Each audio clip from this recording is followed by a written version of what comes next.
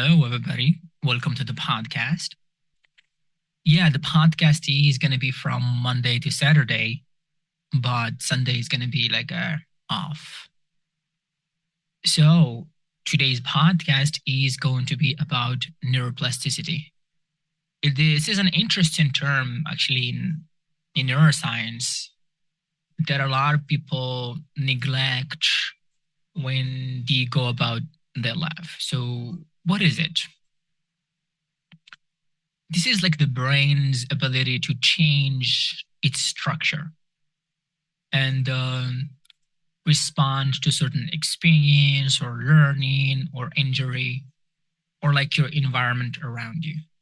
So when we talk about neuroplasticity, we always talk about change because it is directly related to it.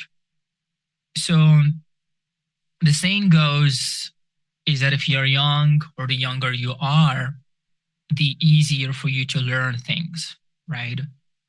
Especially for languages, right? You have to be young.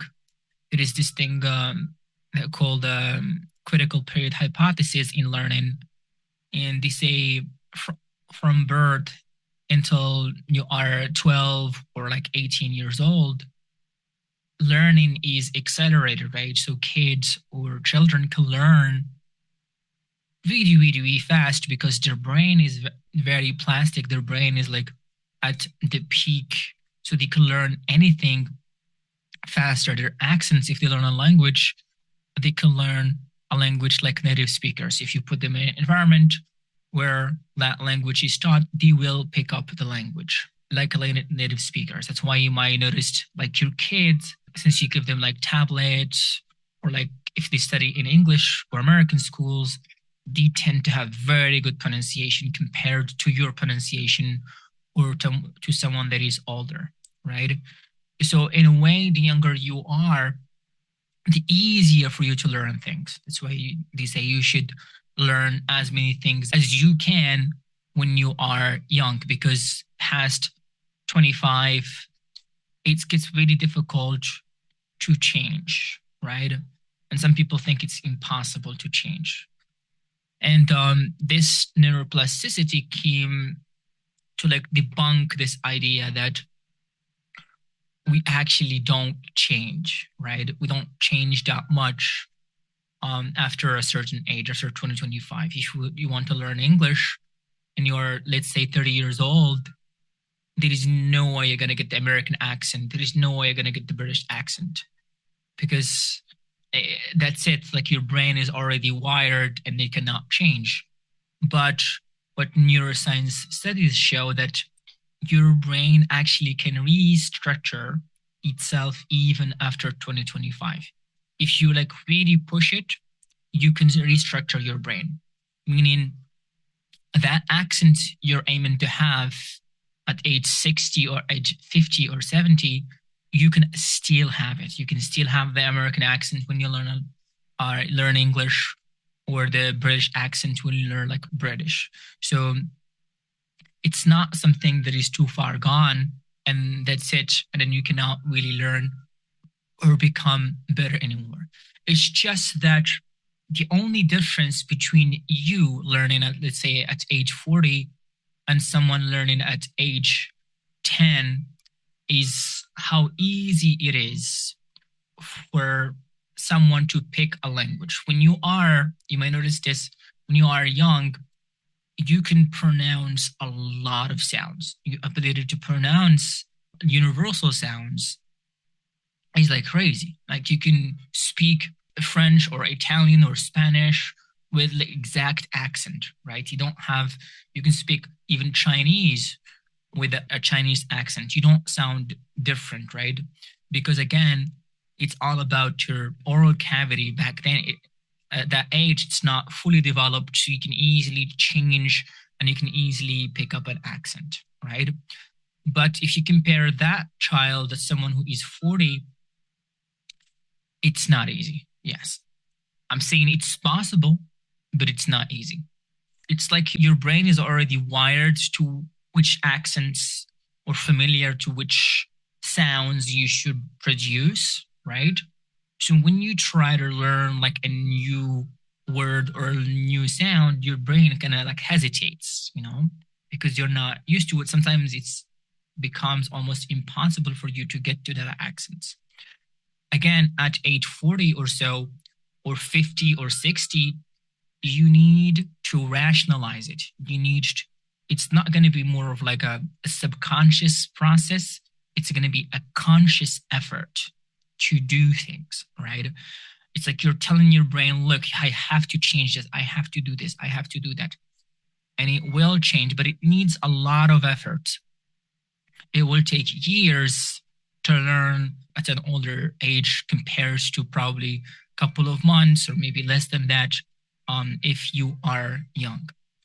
The interesting thing, if you're born into like, especially with accents, if you're born into a country where they have like already sounds that are universal that can be produced everywhere. For example, if I'm American and I'm 40 and I want to pronounce the sound, right? It's going to be very difficult for me to change or to pronounce that sound because it doesn't exist in my language, or a sound. Those sounds exist in Arabic and also in Moroccan dialects and other dialects. So we don't really like suffer that much. We don't have a problem if we want to learn like a different dialect. Even if you want to learn another language, most of the time sounds are very, very close. And that's why when we learn like another language, we tend to, at a later stage, we tend to have an accent because the T's in Arabic, we tend to do like a translation. The T's in French are not the T's in English. The T's in Arabic are not the ta in Arabic is not the T in English, right?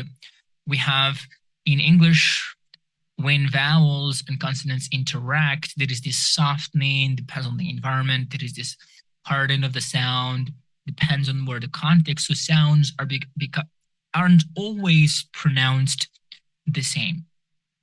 There is in English this aspiration. T's are followed by this h sound. T's and T and K and then P. These three sounds, they tend to be followed by this h sound whenever you have them.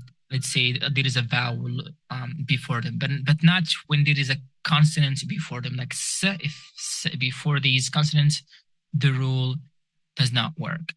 But again, so I learned English when I was old. I was not young when I learned English, and I'd say I'm at a very comfortable level. I think I'm fine. I still need to learn. I still need to improve a lot. There are certain things I'm not able to hit yet, but I think you can do it. If I did it when I'm old, you can do it too. The process that I went through is like when my brain was saying something, I'm like saying something entirely different. I'm like, I can do it. People were saying, no, there is no way you're going to get an accent at this age. There is no way you're going to get this. There is no way you're going to get that. I did not care what people said. I was obsessed with psychology. I liked this idea of neuroplasticity. And I was mesmerized. I was like, yes, I can change. I can become like a native speaker if I put more hours, more efforts into it. And yes, I can change, right? And yes, you definitely can change. You have to put tremendous effort, and it's going to be a lot of conscious efforts, like understanding the sounds. A lot of people tend to neglect like sounds or spoken English. Sounds are very important, or it's called phonetics. If I were to tell you one lesson as an language learner, one lesson that you really, really need to focus on, it should be stress. Very, very, very important one. Because every language is different. English is a very rhythmic language, so syllables have different weight. You don't pronounce the a always as a. Sometimes it's going to be changed to if it is not stressed. So you have to pay attention to stress, right? There are a lot of, if again, you really want to improve your pronunciations, these are the list of lessons that I really, really think you should listen to. So there is vowel combinations or vowel consonant combinations. If you have an idea of these particular, there are certain combinations of vowels that give you a certain pronunciation. When you read or when you speak, it's going to be easier for you to generalize the pattern, right? There is intonation. Intonation is also a good lesson to learn, right? ED or AS pronunciation, those are very important. Instead of saying helped, you can say helped. It's going to improve your pronunciation by miles. So again, let's go back to the idea of neuroplasticity, is that yes, do not lose hope. Do not say that I'm a certain age, that I'm old and I cannot learn and there is no way I'm gonna get a new accent. Some people like comfort zones. They say, I just want to learn English. It doesn't matter. I don't care too much about an accent. But I'm telling you, once you get that accent, once you speak English like a native speaker, I feel like that's the apex of learning, right? Because you have to understand there was so much effort put into learning, because you studied the sounds, how vowel works, you did a lot of shadowing, you did a lot of listening. So it's like you are going to be very, very, very advanced, the advanced level of learning, right? And you're going to be at some point, because most of the time we learn English just through textbook English. So you learn a lot of words, a lot of vocab, probably reading a lot.